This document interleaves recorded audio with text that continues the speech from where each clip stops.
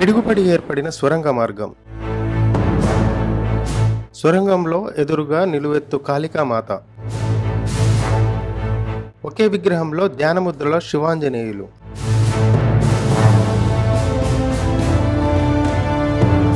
పెద్ద నందీశ్వరుడు పైన శివపార్వతుల కుటుంబం. స్వయంభూ కొలువు తీరిన సంకట విమోచన హనుమాన్. కాశీ ఆలయం నుంచి కింద పెట్టకుండా తీసుకొచ్చిన అర్ధచంద్రాకార శివలింగం. సురారంలో ఉన్న శ్రీ ఉమామేశ్వర టెంపుల్ గురించి పూర్తి వివరాలు మీకోసం ఈ వీడియోలో. ఈ ఆలయం హైదరాబాద్ జీడిమెట్ల పరిసర ప్రాంతాల వారికి బాగా తెలిసే ఉంటుంది. ఇది సురారం మెయిన్ రోడ్పై ఒక చిన్న కొండపై కనిపిస్తుంది. ఇక్కడ పాపాలను తొలగించే ఇరుకైన కొండచీలిక మరియు కాశీ నుంచి కింద పెట్టకుండా మోసుకొచ్చిన శివలింగం ప్రధాన విశేషాలు.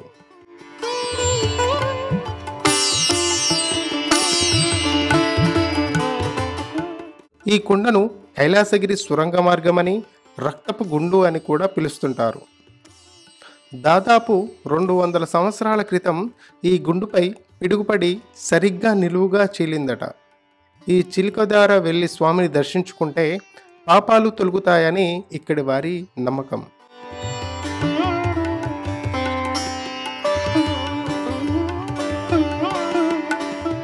శ్రీ ముద్దాపురం మదన్ గౌడ్ గారు ఈ ఆలయాన్ని నిర్మించారు.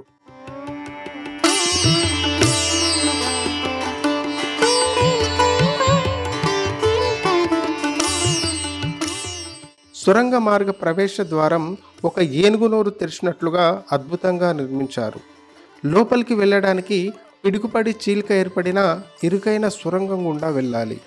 ఇది చాలా ఇరుకుగా ఉండటంతో కొంచెం లావుగా ఉన్నవారికి వెళ్ళడానికి కష్టంగా ఉంటుంది. సొరంగంలో నుండి కాస్త ముందుకు వెళ్తే ఇందులో ఉన్న దారి వంపు తిరిగి ఉంటుంది.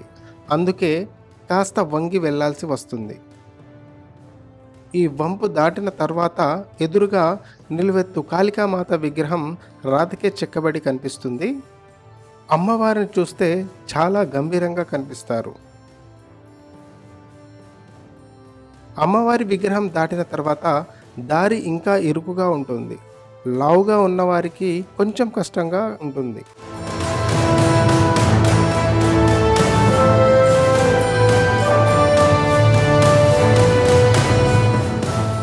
కొండపైకి వెళ్ళడానికి సొరంగంలో నుండి కాకుండా పక్క నుంచి పైకి వెళ్ళటానికి మెట్లు కూడా ఉంటాయి.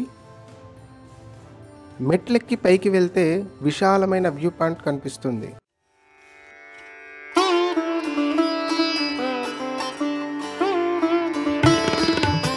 ఒకే విగ్రహంలో వెనుక వైపు ఆంజనేయ స్వామి, ముందు వైపు పరమేశ్వరుడు దర్శనమిస్తారు. ఆంజనేయ స్వామి శంకరుల వారి అంశ అని మనకందరికీ తెలిసే ఉంటుంది.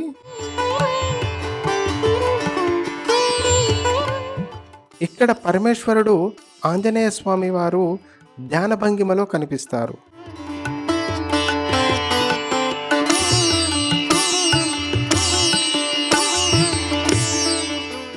మరోపక్క వినాయకుడు లోపలి వైపు పరమేశ్వరునికి నమస్కరిస్తుండటం, బయటి వైపు భక్తులని దీవిస్తున్నట్లుగా కనిపిస్తూ ఉంటాడు. కొండరాయి పక్కనే ఆలయం ఆర్చి ఉంటుంది. ఇందులో నుంచి కాస్త ముందుకు వెళ్తే మెయిన్ టెంపుల్ కనిపిస్తుంది. మెయిన్ ఎంట్రన్స్ రైట్ సైడ్లో కొంచెం ముందుకు వెళ్తే గోశాల ఉంటుంది. మీకు వీలైతే అక్కడున్న గోవులకు తోచినంత విరాళాన్ని ఇవ్వండి.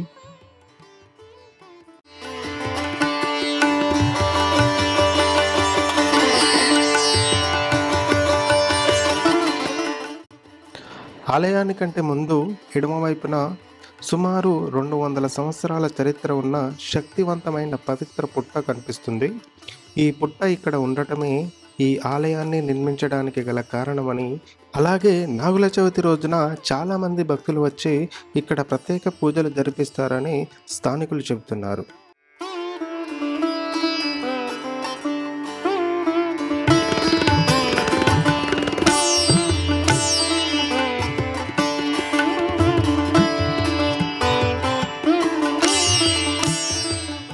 మెట్లెక్కి ఆలయం లోపలికి వెళ్ళగానే ఎడమవైపున స్వయంభూ సంకట విమోచన ఆంజనేయ స్వామి వారి ఆలయం ఉంటుంది. ఇక్కడ ఉన్న ఆంజనేయ స్వామి వారి కళ్ళు చాలా న్యాచురల్గా ఉన్నట్టు కనిపిస్తుంటాయి. స్వామివారి పైన చూస్తే సీతారామ లక్ష్మణుల వారు మనకు దర్శనమిస్తారు.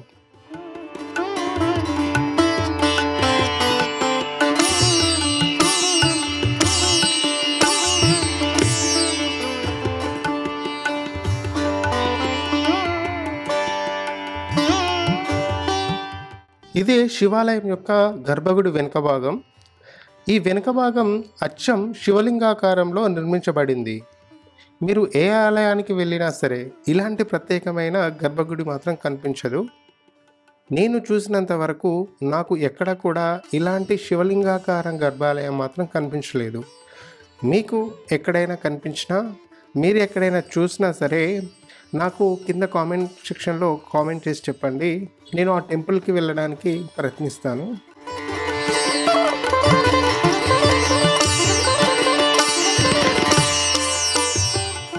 ఇక్కడ సర్వబాధ నివారణ నవగ్రహాలు కూడా ఉన్నాయి. ఈ నవగ్రహాలు ఆంజనేయ స్వామి వారి ఆలయం పక్కనే ఎడమవైపున ఉంటుంది. గ్రహశాంతి కోసం నవగ్రహ దోష పూజలు కూడా ఇక్కడ నిర్వహిస్తారండి.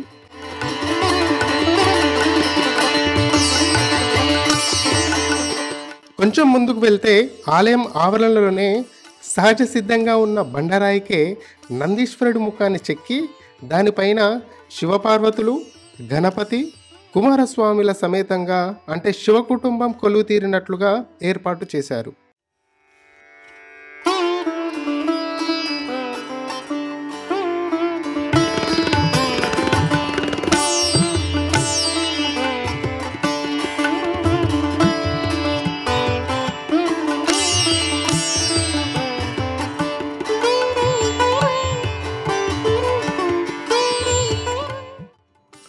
గుడి లోపలికి వెళ్ళగానే గజస్తంభం మరియు నందీశ్వరుడు దర్శనమిస్తారు.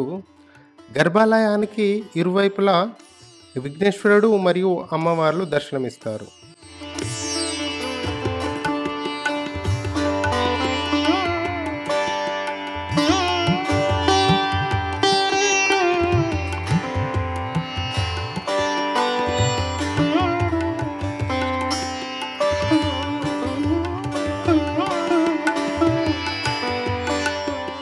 ప్రధాన శివలింగం గర్భగుడి మధ్యలో ఉమామహేశ్వరుల వారు కనిపిస్తారు. ఇక్కడి శివలింగం స్వయంభు కాదండి, ప్రతిష్ఠితమే. నర్మదా బాణలింగం. దీని ప్రత్యేకత ఏంటంటే ఈ శివలింగాన్ని కాశీలోని గంగలో అభిషేకం చేయించి కాశీ విశ్వనాథుని సన్నిధిలో ఉంచి ఎక్కడా కూడా నేలపైన పెట్టకుండా తొడలపైన మోస్తూ ఒకరి తర్వాత మరొకరు మార్చుకుంటూ 30 ఏళ్ల క్రితం కాశీ నుంచి హైదరాబాద్ దాకా తీసుకువచ్చి ప్రతిష్ఠించారు. ఈ శివలింగంపై అర్ధచంద్రాకారం మరియు యజ్ఞోపవీతం ఆకారం సహజ సిద్ధంగా ఉండటం ఈ శివలింగానికి మరొక విశేషం. థ్యాంక్స్ ఫర్ వాచింగ్ అండి. ఈ వీడియో కనుక నచ్చితే లైక్ అండ్ కామెంట్ చేసి మీ ఫ్రెండ్స్ అండ్ ఫ్యామిలీకి తప్పకుండా షేర్ చేయండి.